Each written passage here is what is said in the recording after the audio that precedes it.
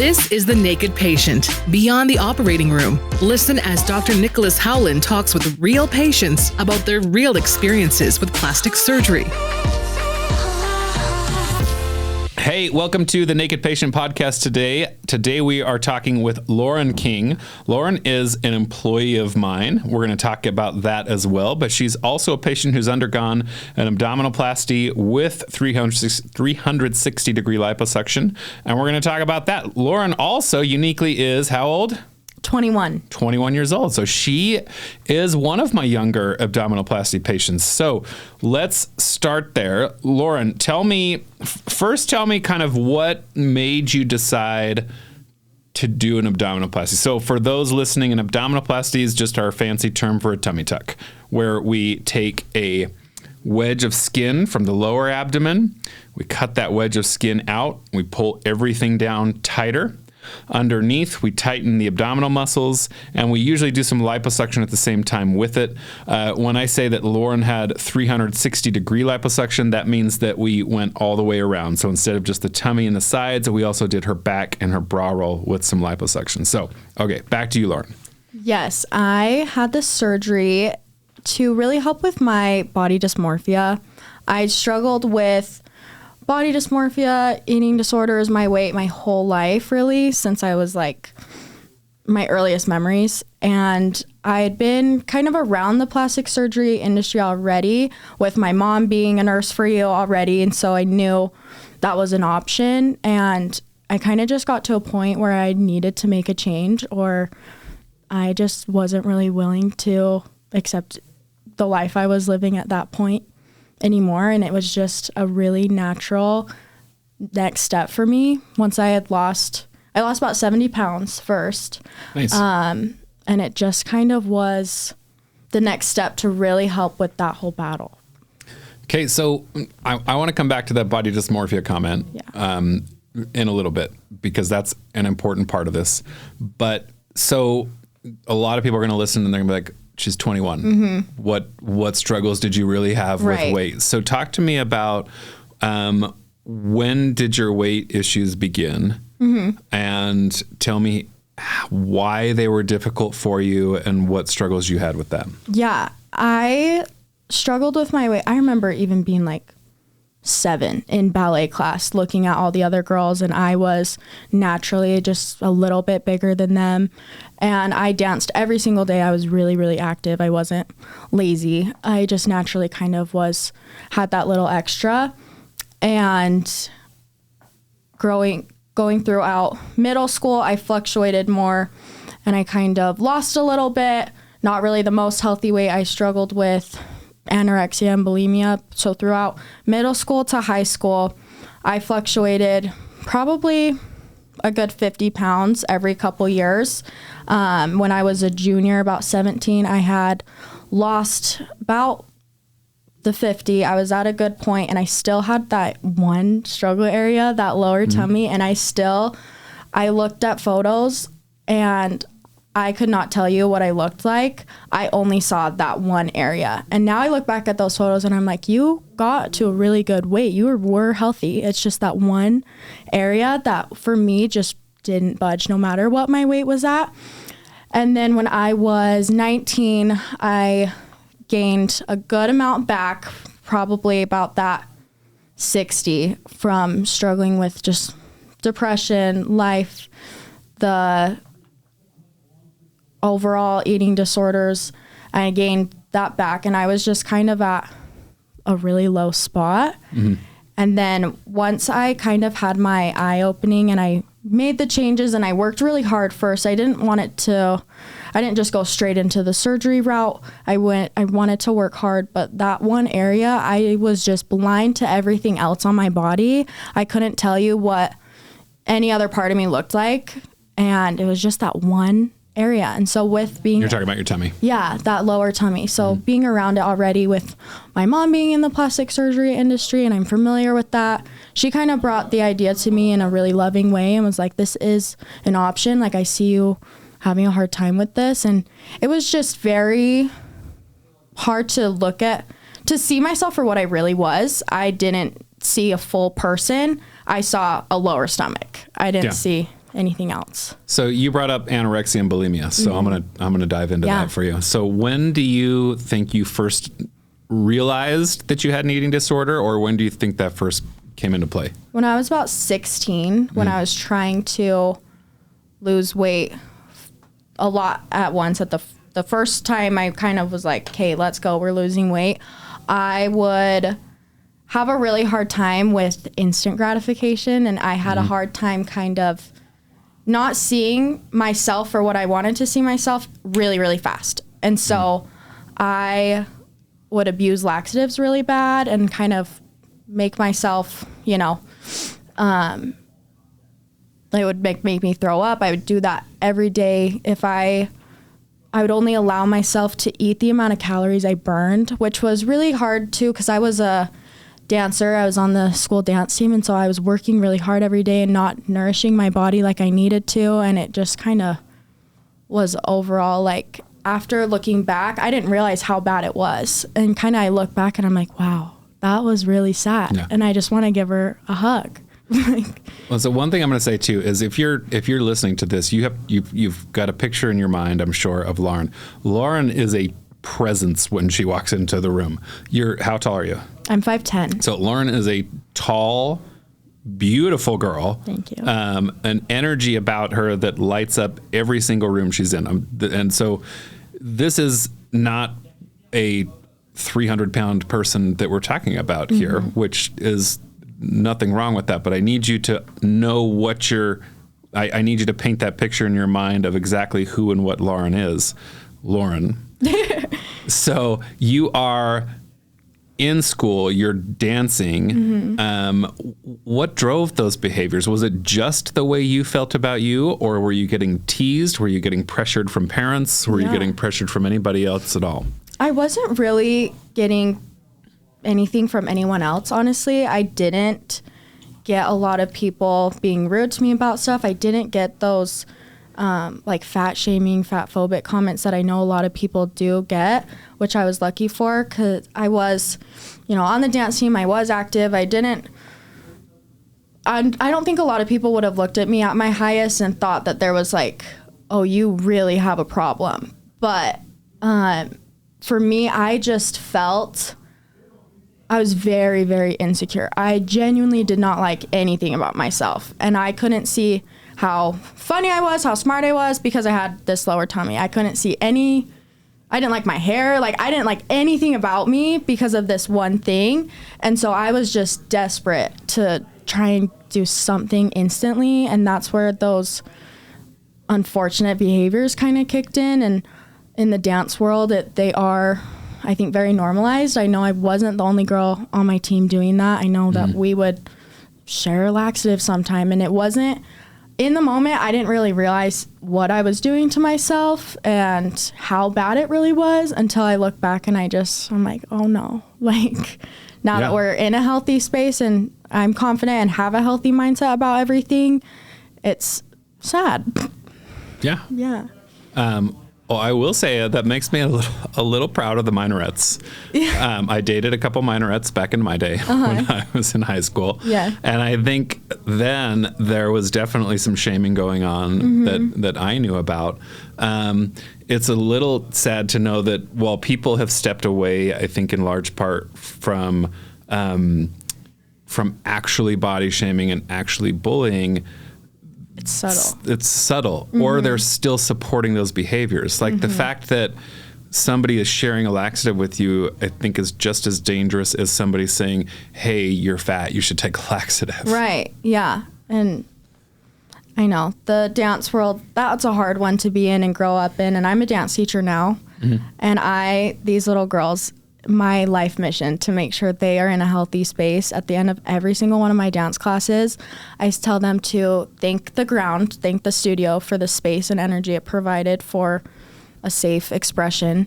I tell them to thank their friends and we're not having a competition here. And then at the very end, I say, thank your body. And I have them give themselves a hug because the dance world, it does have a big impact on body dysmorphia and eating disorders. And I think a lot of the times more dancers than not do struggle with that. You're standing in front of a mirror for for me, it was like 6+ hours a day in tights and a leotard. How are you not supposed to look at your friend right next to you who you want to look like her? And at the end of the day, it's hard because she's probably thinking the exact same thing about the girl next to her. And it's just kind of a scary cycle.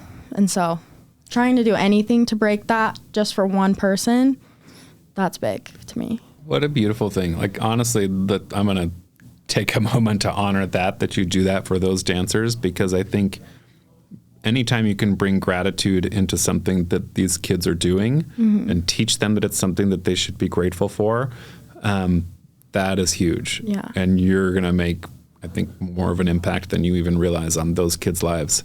Thank you. So body dysmorphia, you early on said, I got an operation because I wanted to deal with my body dysmorphia. Well, something similar. Yeah. We'll have to go back and listen to the tape. But there's somebody out there who heard that and is screaming at me as the plastic surgeon, because when you are trained as a plastic surgeon, literally like one of the first chapters in the book is don't operate on people with body dysmorphia. Yeah.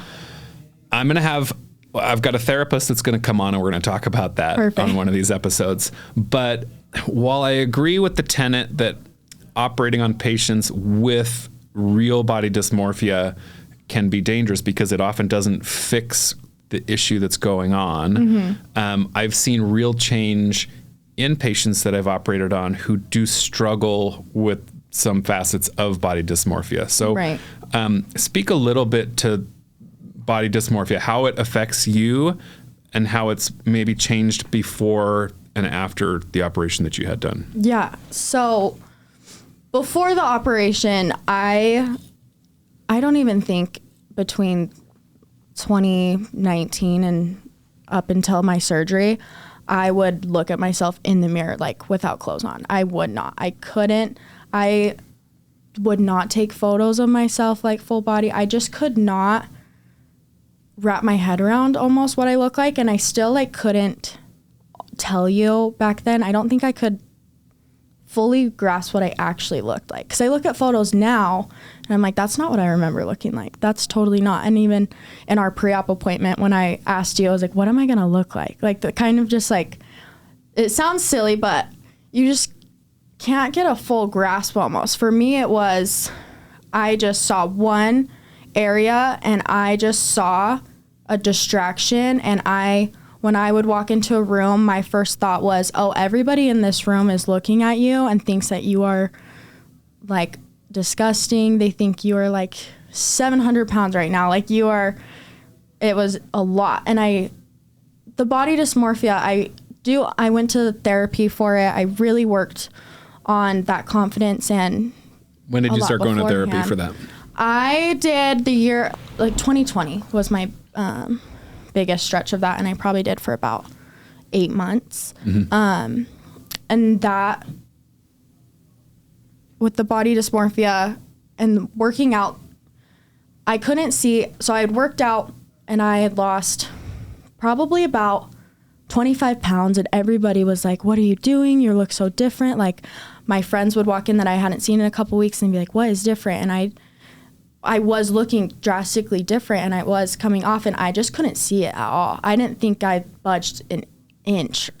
But I was very aware going into the surgery that it doesn't just fix it overnight. It's not end all be all. Yeah. There's still like every once in a while I will walk past a mirror and I will think, oh, every single pound came back, or wait, how did he undo the surgery? Like what happened there?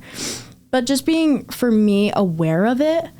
And I'm aware that I have body dysmorphia. I'm aware that I see myself different than other people. But for me, the biggest thing that I noticed after the surgery that I think is most beautiful is my favorite parts about my body are things that you didn't touch. Like there's no operation even close to it. And they look like my legs, for example. I think I have great legs now, and I can see the muscle definition, and I'm really, really proud of that and happy with that.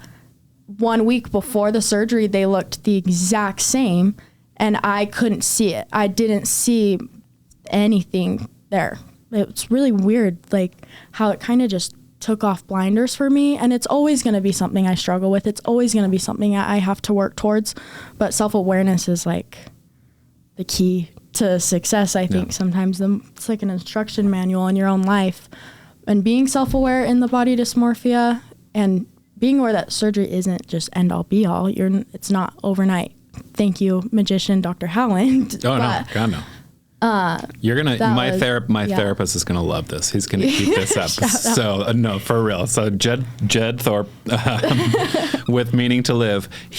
I've been with him for a couple of years now, and that's his whole approach to therapy. Is it's about awareness. Yeah. Therapy is not to fix you. Therapy is just to make you aware of why you do certain things or why you feel or think certain things. And then hopefully you go from your therapy session, and with that awareness, you change some of those patterns of behavior. I had a very similar kind of experience as you. So I just finished this 75 Hard program, right? Yeah. And in the program, you do 75 days, and you are working out twice a day for 45 minutes a day, or for 40 minutes each time.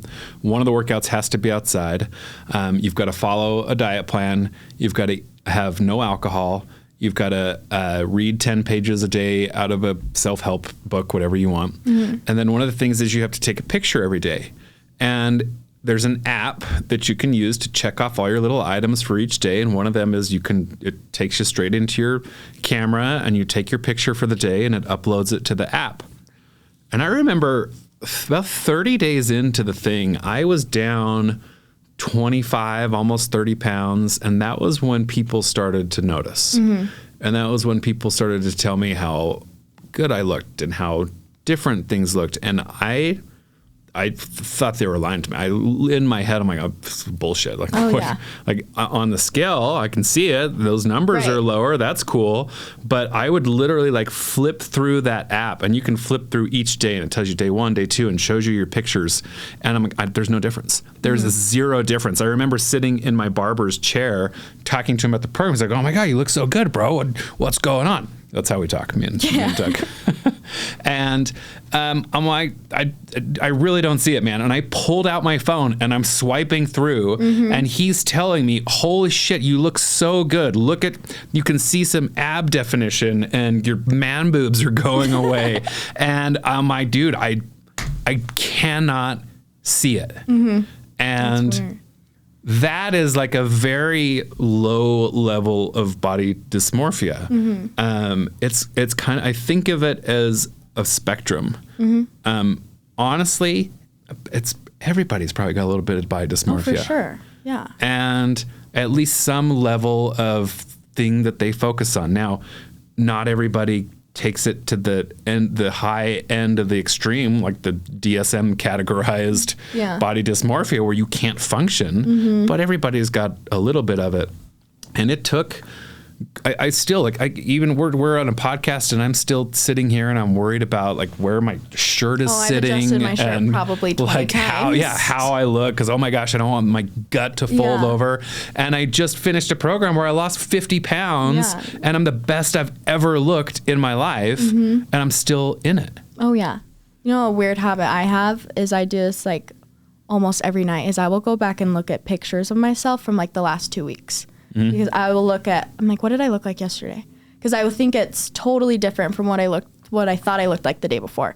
And I will take a lot more pictures or a lot less, depending on kind of where my mental health is doing at the time. And to keep track almost of like what I look like and hold myself a little bit more accountable almost, in a way of holding myself accountable. I mean, in the good way of, no, you still look the same. Like, you're still okay. You didn't gain 45 pounds overnight. You can't. It's impossible. But when I tell you I can convince myself, I sure can. Like, oh, absolutely. Yeah. It's even last night, like I came home from this, I got home from this trip from Norway where we took, and I was still doing 75 hard in Norway. I was still exercising. I was still following my eating. And I got home and I weighed myself, and I was up like 5 pounds. I'm like, shit, what? Oh my gosh, like things are ruined. Yep. And I knowing full well in my mind that I always weigh myself in the morning. Why am I stepping on a scale after 14 hours of traveling I just ate everything to check? Like it just, we do these things to just convince ourselves otherwise and to feed that little beast in our brain that tells us we're less than. Yeah, I'm taking a break from the scale right now. We're still on this is what I've realized over the last month of my journey, because we're very much still on it and I always will be. But right after surgery, I felt so confident and I was like, time of my life. And I still feel that way and I still feel more confident. But I would say about 3 months after surgery is when you kind of like get a little more used to your body. And then the body dysmorphia kind of has a fun way of like sneaking back on in.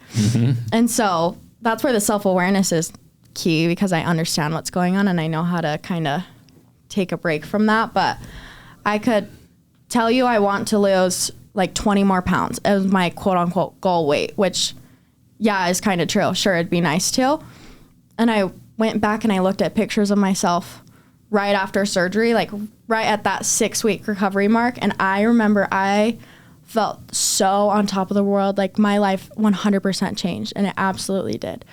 And I was like, because I've lost some weights after the surgery still, because I still work out a lot and I still am on that journey. But I was like, wow, right now, I fully felt like I had gained like 30 pounds since surgery, when really I've lost like 10. And looking at those pictures, I was like, wow, I remember feeling like I was everything, the most confident person on this whole entire planet. And I'm technically lower than I am then what is going on. And that's kind of when I realized that it's just about the confidence. If you're confident enough, it does not matter, honestly, what that scale says. It's all relative. It's all in perspective. My perspective was 6 weeks earlier, I had this, lower stomach that I just was miserable for me. And so I was very, very fresh, and I don't have that. I can like all of a sudden wear a tight clothes. I would not wear anything that was even close to being tight. The baggiest clothes in the whole world. And I was wearing like my tight clothes, my cute dresses, everything. I was so on top of the world. Once the body dysmorphia kind of like came back in, you have to kind of approach it a little bit differently than right after post-surgery, because you're not going to feel as different your whole entire life after surgery. And that was something that I definitely learned this month. And I'd say the last week we did a lot of kind of self-reflecting and realizing that, and that I think kind of my happiness leveled up a little bit more. We came back. The self-awareness definitely helps, but I definitely think that it's about the confidence, and that's kind of my battle with it, and my key to winning the battle, honestly, is how confident I feel. So it's so interesting to me, because I've always seen you as a very confident person, like before and after surgery. Like Lauren is somebody who walks into a room and owns the room. And I remember, though, one of my favorite days was, I don't know, it was probably right at that 6-week point. I think you came into work wearing some tight fitting black dress. It was the black dress. That dress is my favorite dress. It was the black dress. And I remember looking at your mom, and we've mentioned your mom a couple times, so I will say Carrie King is your mom. She's been a nurse for years before I got there and joined the group, and she's a phenomenal nurse. She's and amazing. a phenomenal person. Obviously, she raised you. Thank you. And I remember looking at Carrie and going, oh, I'm really good. It was a confidence booster for me, because I was different. Oh yeah. I looked at you and said, damn, you look so good today. And I don't know. You've always been confident, but that's my favorite thing about plastic surgery, is it really gives the ability to give people that little extra piece, right? That Permission little extra. to be confident. Exactly. Oh my.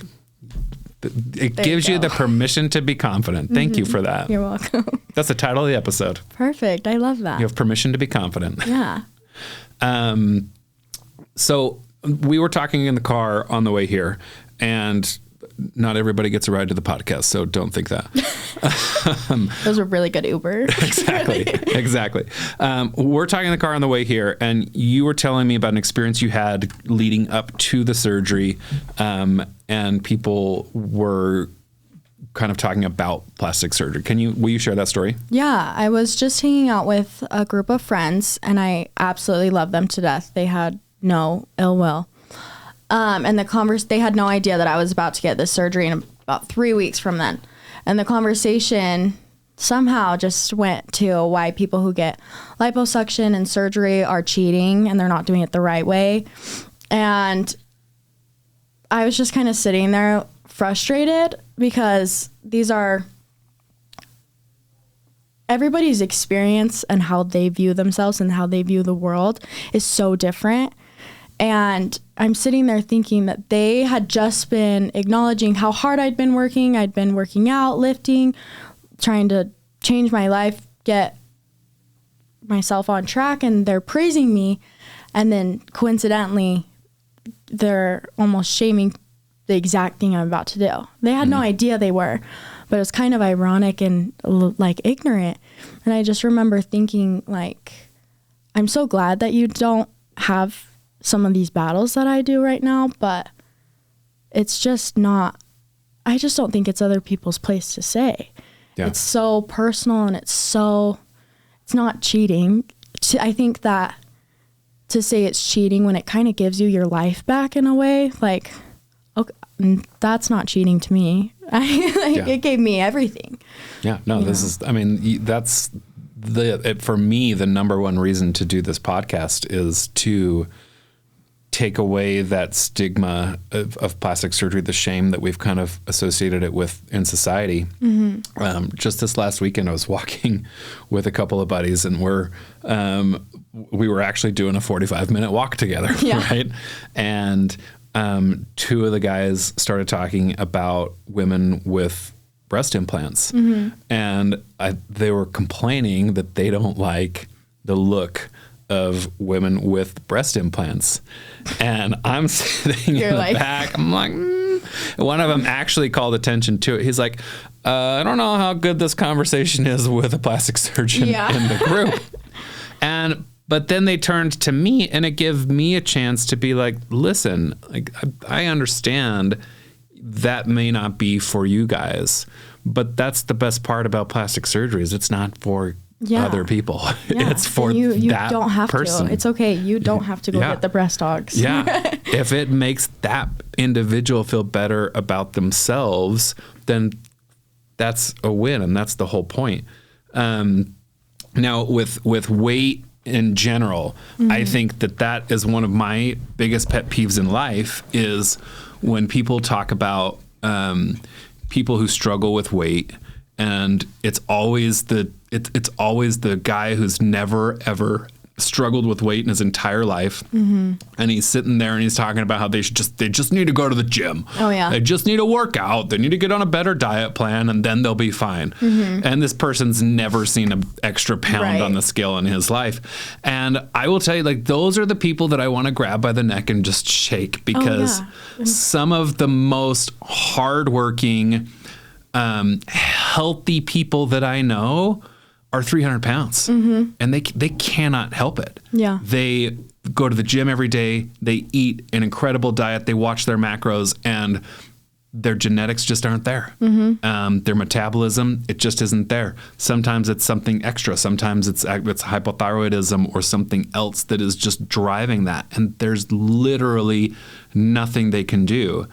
And that's why we have bariatric surgeons. That's why we have plastic surgery to then help with it. And so, to call it, to put this overall blanket on it and just say it's cheating is so much more than that. It's not black and white. No. There's not cheating versus not cheating. Yeah. It's such an individualized thing. So I'm glad you had that experience. Do they know now that you had surgery? I don't know. I don't really talk about it a ton. Just like openly. I won't deny it, but there's like dozens that are going to hear this. Oh yeah. I'm like, they know now. Just kidding. But I think they're all like really, really great to me. And I think that they do have an idea. And I think that I hope it can just be kind of like more of a lesson. That sounds like intense, but kind of an eye-opening thing with that experience. And there's everyone, if they could alter something to make them happier with surgery or not, I think everybody would. And so mine just happened to be with plastic surgery. And I think that there's probably things that they would want to alter to make them feel happier in any part of their life. And I say power to you if there's anything, you know, we have one life and there's something that's going to make your quality of life significantly better. I say you have to, like, I love that. You got to live it for you. I love that. So I'm going to talk we're going to go back a little bit. So you and I sat down, we had a pre-op visit, and we talked about what you wanted to achieve, what your goals were, and you're young. And I was 20 when I had it. Yeah. And a tummy tuck, especially, one of the things that we do is we tighten up ab muscles if you need it. And usually women need that because they've had some pregnancies and because those ab muscles have stretched or separated. And we call that diastasis rectus. I didn't think that was going to be the case with you, but we did have a conversation about but I do see it sometimes in weight gain patients or patients who've struggled with weight. Sometimes just having all of that extra weight can cause the muscles to separate. So we had a conversation about whether we were going to tighten your ab muscles or not. The reason we would potentially not is if you were ever going to have kids or have a pregnancy, then that could make things a little harder for the uterus to expand during a pregnancy. Talk to me about that decision and what you decided and why. For me, I did it young on purpose. I feel like I always kind of thought that one day, like after kids, we'll take care of it.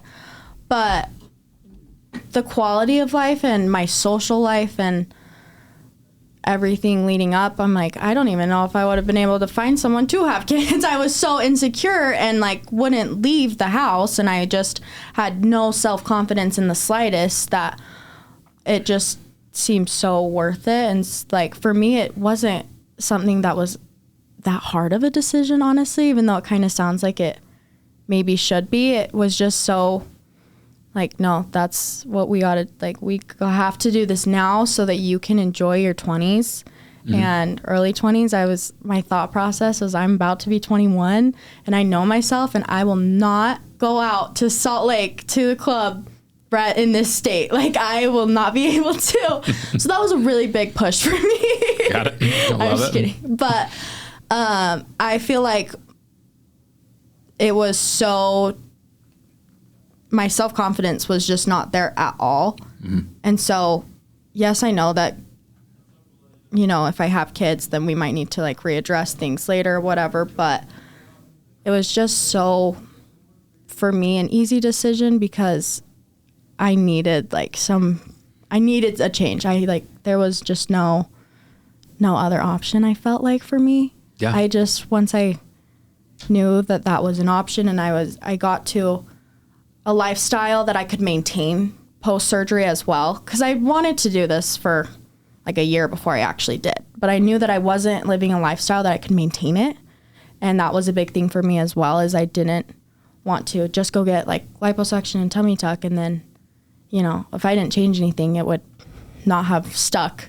So I got myself healthy. I turned my life around, and then it just was kind of the next step for me. It was always on my plan. And yeah, well, you were ready. I mean, I have that conversation with all my patients, and if you're not at a point, it's not a weight loss operation, right? And it's not going to change if you don't also change. And so what I usually tell patients, you've got to be at a stable weight, and that doesn't mean that you're not going to be up or down. We all kind of plateau and hit this up or down 10, 15 pound range. But if you have a tummy tuck and liposuction and then suddenly lose the 30 plus pounds or gain 30 plus pounds, we're going to be doing a tummy tuck and liposuction again. Yeah. And so you are definitely ready, but, and we've had this conversation before, but here now recorded, like, you are going to need this revised at some point. Probably. Yeah. I mean, maybe not, but you're going to go through some weight fluctuations. You're going to potentially have kids, and you're going to have some changes, and that scar is going to tether, and there's going to be some need to revise things. How do you feel about that? I just think it feels so worth it, honestly. I think that the mental piece it gives me, I can go a couple more, like some revision. We can it just feels so worth it to me. Do we have one planned? We're going to. Okay. Yes. I was going to say, I feel like we talked about this recently. Yeah. My 3 month. That's right. Okay. How far out are you from your surgery, just so people know? I had it March 28th, so about 4 months. Love it. Yeah. And what is the one thing that has changed the most for you physically? So we've been talking a lot about kind of abstract emotional side, which is great. That's what the podcast is for. But what's one thing that's changed physically for you the most with the surgery? Physically, it's definitely the look of my stomach, the lower stomach specifically. That lower, and I know a lot of women struggle with this, but like that lower stomach just being real stubborn, that being gone is just crazy to me. Like it is so crazy. Like I don't know if I never thought I'd see a body without that. And so that being gone is just like, I love everything else. I love the work everywhere. The 360 is gorgeous, but that lower being gone, when I'm even just like, I have funny habits now that I notice I'm subconsciously doing when I'm driving. I'll like put one, or sitting in the car, I'll like put one foot up because I can. Like there's nothing hitting in the way. Like I'll wear like hoodies that are a little bit, not cropped, but they sit a little bit higher than my ones before that would almost touch my knees. Like just the littlest things there. That lower area for me was so crippling in my day to day. And so that being gone. How about the scars? That's my biggest fear, I would say, from patients coming in for a tummy tuck is they're worried about the scar. I think a spray tan helps camouflage it real nice. Okay. And I don't really mind it. I don't think, you did a great job. It's nice and flat. It's low. You don't see it unless I'm not wearing clothes or, that's pretty much it. You don't see it unless it's covered so easily. Okay. And so I don't really mind it, honestly. 0 regrets. Absolutely 0. I'd do it again in a heartbeat. Changed my life. Anything that you expected or wanted that didn't happen? Right after post-surgery, I expected it to, the recovery was a little bit longer than I had thought mentally. I think that's a big thing that I don't know how much we talk about, like in the office with our patients, but I think the mental recovery took longer than I had really thought. There was like a time period right around, I'd say like the 4-week mark where I got like really depressed. And I think it was a mix of the gabapentin kind of can sometimes be a downer. And when you're post-surgery or can't move as much, I couldn't work out, couldn't get my dopamine rush that way. And so that kind of was not something that I was expecting going in, that I think would be a good thing for people to be more aware of. So talk more about that a little bit, because so everybody, what I've learned since I've been in practice in 5 years is everybody having plastic surgery goes through this phase that we call the Great Depression, which is usually right around that 2 to 4 week mark. Yeah. And they're all just they wake up and this is males and females, and they look in the mirror and they're like, oh my God, I hate this, and I'm sad, and it's almost like buyer's remorse. It's like, I can't believe I did this. Why did I do? And talk about how that feels, because you went through it, and how you got out of that. It's just a really different experience. Your body's changing so much. It's a lot on your body, and there's a lot of, just a lot going on internally trying to heal and everything, and that not being able to be as mobile as I would have wanted, and not being able to, work out. And by the end of a work day, I'd kind of put all my energy into being at work, that I'd get home and I was just kind of exhausted.